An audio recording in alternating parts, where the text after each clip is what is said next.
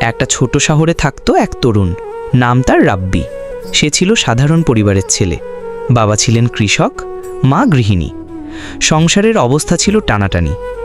রাব্বি সবসময় ভাবত, আমি কি করে পরিবারের কষ্ট দূর করতে পারি? চাকরি পাওয়া তো খুব কঠিন, কিছু একটা করতে হবে।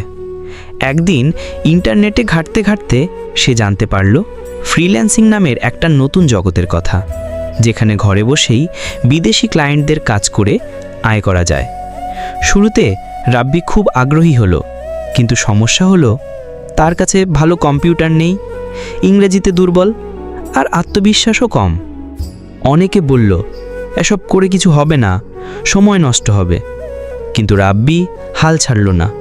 সে সিদ্ধান্ত নিল, আমার যদি ইচ্ছে শক্তি থাকে তবে কিছুই অসম্ভব নয়। সে প্রথমে ছোট একটি পুরনো ল্যাপটপ জোগাড় করল। ইউটিউব ভিডিও দেখে নিজে নিজে শিখতে লাগলো গ্রাফিক্স ডিজাইন আর ওয়েব ডেভেলপমেন্ট। প্রতিদিন ৮-১০ ঘন্টা অনুশীলন করত। ইংরেজি শিখতে শুরু করলো ডিকশনারি আর অনলাইন কোর্স দিয়ে। প্রথমে অনেক ব্যর্থতা এলো। ক্লায়েন্ট কাজ দিল না, প্রপোজালে রিপ্লাই পেল না, অনেক সময় $5 কাজ করেও অপমান শুনতে হলো। তবুও রাব্বি ধৈর্য ধরল। একদিন এক বিদেশি ক্লায়েন্ট তার ডিজাইন দেখে মুগ্ধ হলো। $50 একটা কাজ দিল। রাব্বি প্রাণ ঢেলে কাজটা করে জমা দিল। ক্লায়েন্ট খুশি হয়ে তাকে 5 স্টার রিভিউ দিল। সেই একটা রিভিউ থেকে রাব্বির জীবনে মোড় ঘুরল। ধীরে ধীরে তার কাজ বাড়তে লাগলো। ছোট কাজ থেকে বড় প্রজেক্ট পেতে শুরু করলো।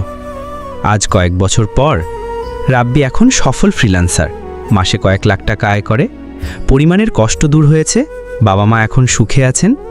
গ্রামের তরুণদের সে ফ্রিল্যান্সিং শিখিয়ে দিচ্ছে।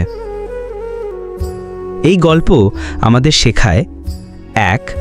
শুরুটা কঠিন হলেও ধৈর্য ধরে শিখতে হবে। 2.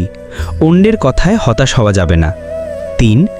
নিজের দক্ষতা আর সততা দিয়ে ক্লায়েন্টকে খুশি করতে হবে। 4. ফ্রিল্যান্সিং শুধু টাকা রোজগারের পথ নয়, বরং পরিবার ও সমাজ বদলের শক্তি।